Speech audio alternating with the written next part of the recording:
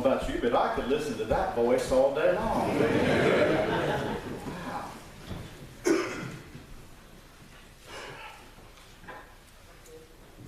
Have you ever forgotten something really important? A birthday or an anniversary, an appointment.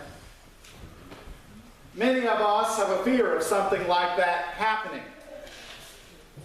The story is told that over breakfast one morning, a woman said to her husband, "I bet you don't know what day this is."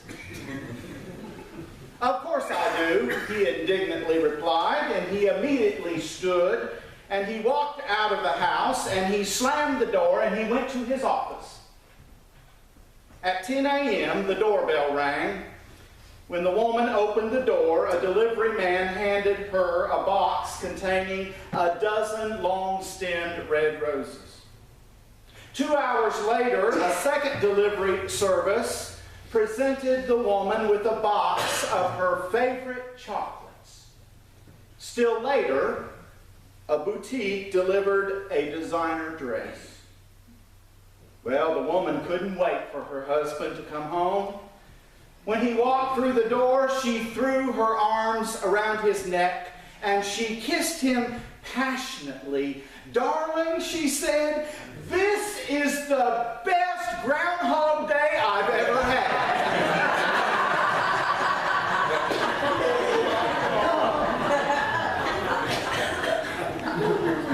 We have a wonderful capacity for forgetting. We not only forget birthdays and anniversaries, we forget each other's names and faces, we forget addresses and telephone numbers, we forget appointments. The list is endless. It is said that as human beings, we have also, though, an amazing capacity for remembering. The human brain can absorb one word every second continuously for 1,000,000 years. We have the capacity to absorb 10,000 thoughts each and every day. And this is true in spite of the fact that for those of us over the age of 35, we're losing 100,000 brain neurons every day. Now let me ask you a few questions. Just answer them in your mind. Where were you the first Saturday night of last month? If you drove here today in an automobile, what are the numbers and letters on your tag? Does your watch, don't look, does your watch, if you're wearing one, have Roman or Arabic numbers? When is your father's birthday?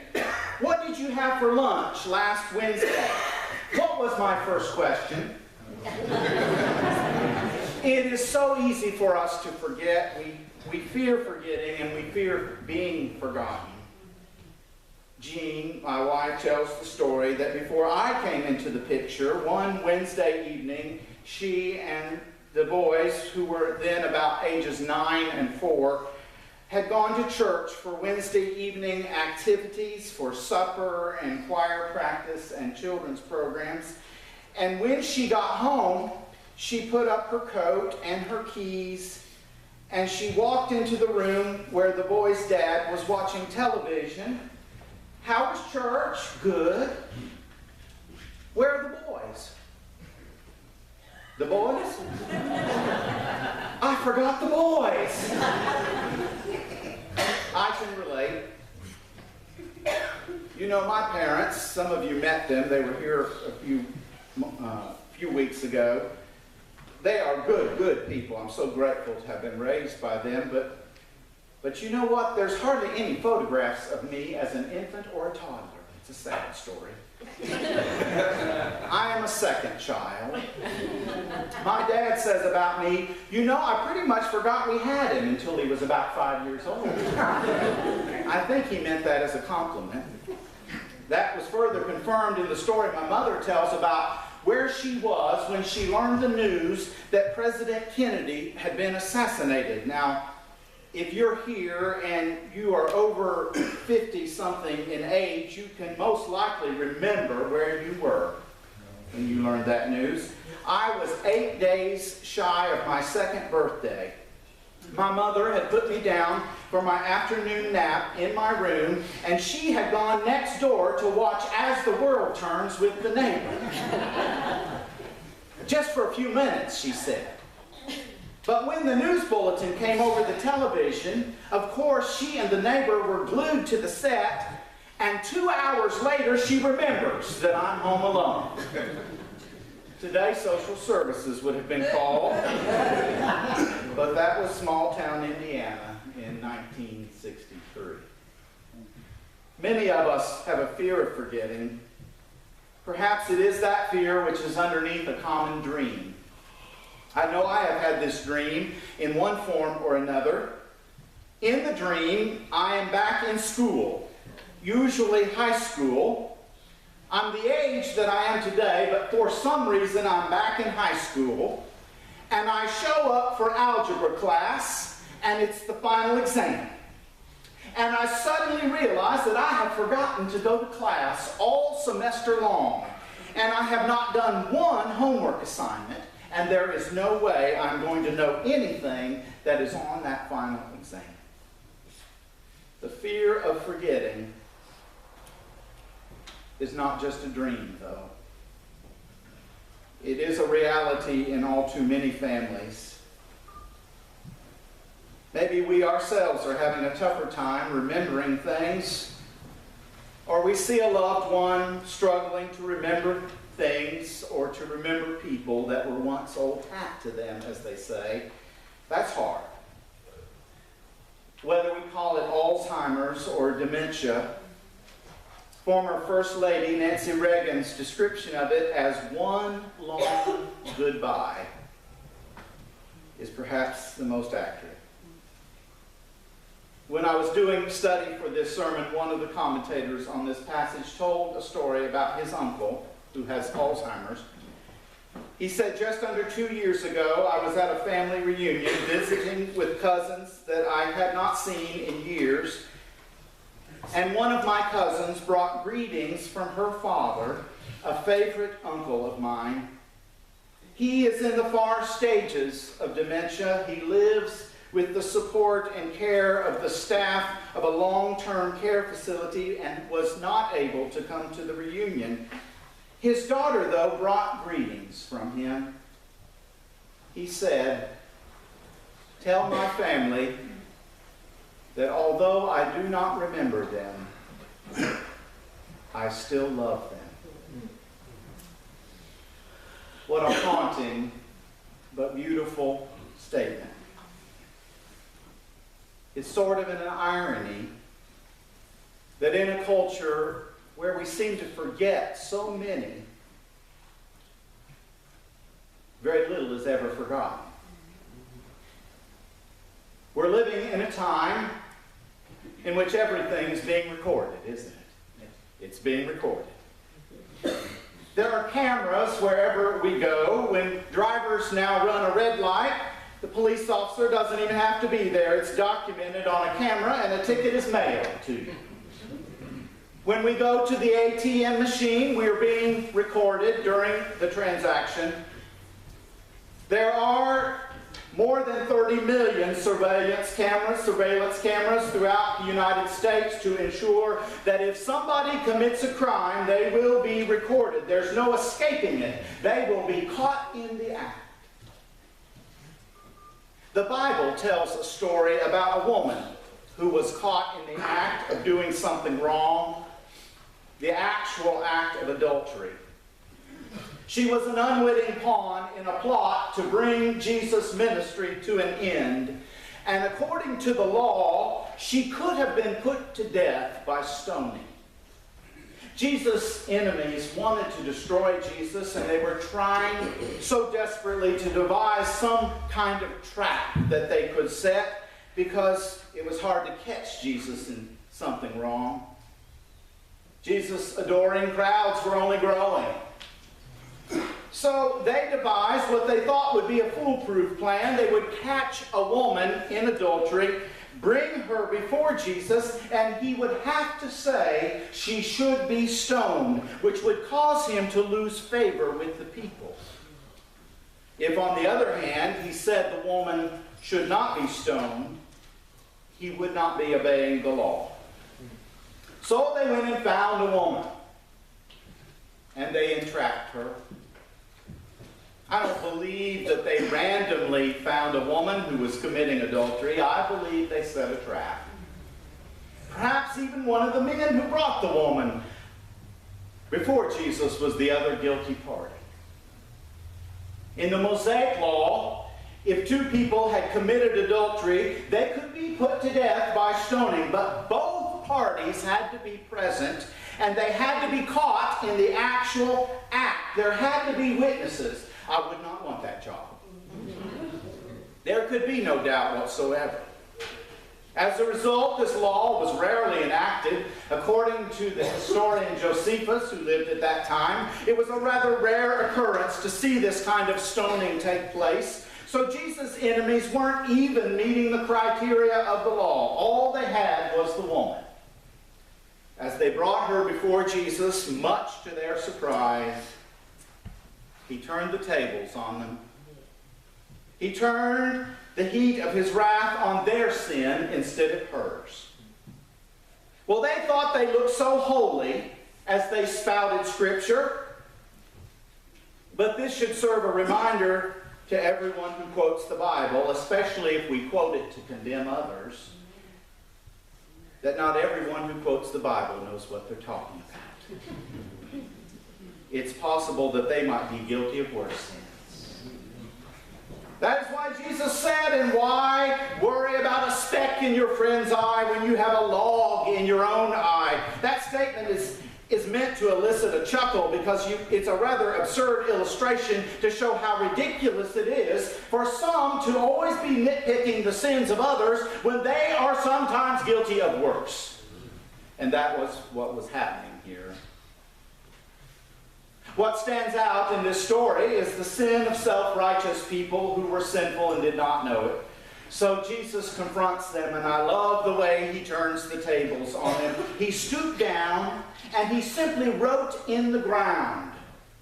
And then Jesus said, let any one of you who is without sin be the first to throw a stone at this woman. And he started writing. We don't know what Jesus was writing, but here is what I think might have happened. I think maybe Jesus wrote down the words, you shall not commit adultery. Or maybe he just wrote the number of the commandment and they knew which one it was. And then I think he started writing down the names of the men who had brought this woman before them. And they knew they were busted. You see, they thought they had caught this woman in the act. But basically, Jesus was saying, I know you guys. I know what you've been doing. And lo and behold, the men left. One by one, says the Scripture, starting with the oldest. I guess the older ones had more to confess than the younger ones. And Jesus is left with only the woman in the middle of the crowd. Where are your accusers? He asks her. Gone. Didn't even one of them condemn you? No? Neither do I. Go and sin no more. It won't be brought up again.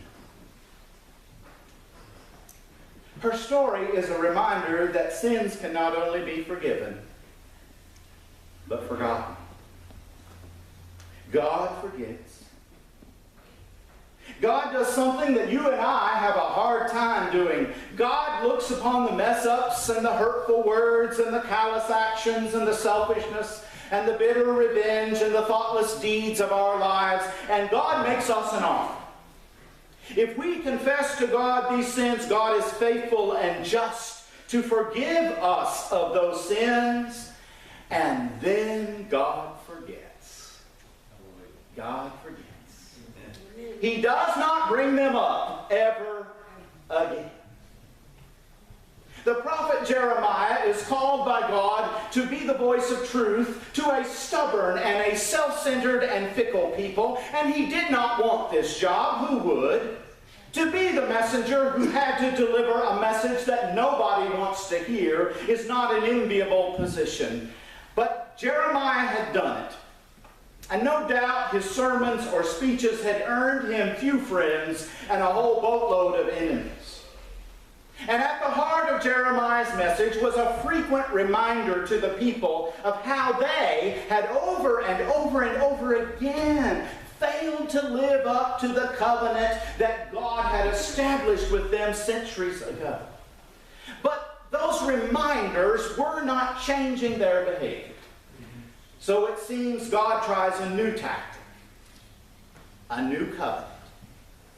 This one is not written on stone tablets brought down from a mountain, but this time it is engraved upon the hearts of God's people. It is a covenant not to be lived out in a bunch of rules and laws, but it is a covenant given and lived out in love.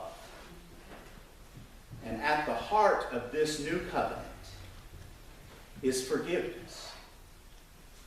But not only forgiveness. Something else. Forgetting. The God who neither slumbers nor sleeps.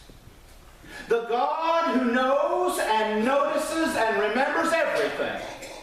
The God from whom even our secret thoughts cannot be hidden, takes our sin and forgives us of that sin and then forgets it. God forgets that which we have done against him. God does not bring it up another time. Not another time. Well, we're not so good at the same. Too many of us have a drawer, like the drawer in the kitchen, where everything we don't know what to do with gets stuffed there. Should we keep it? Oh, might need it someday.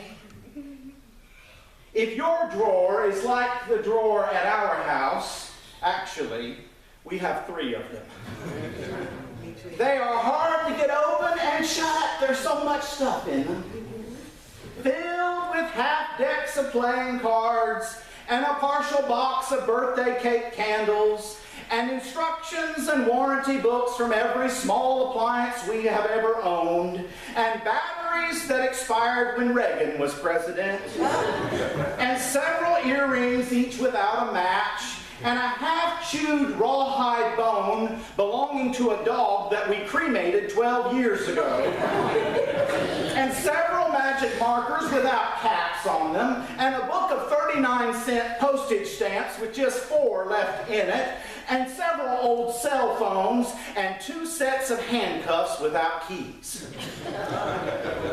Now, if y'all don't know what my wife does for a living, you might think, well, this preacher's sort of interesting.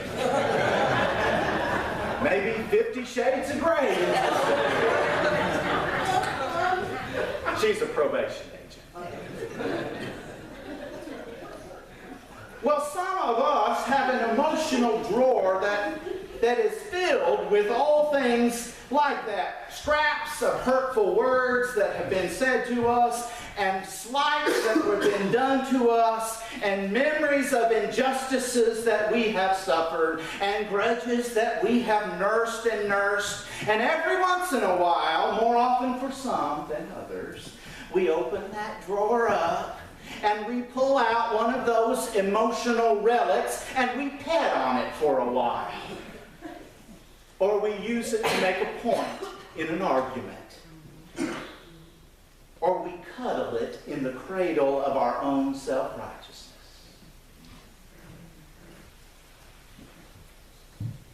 Maybe we have forgiven. Oh, I forgave them.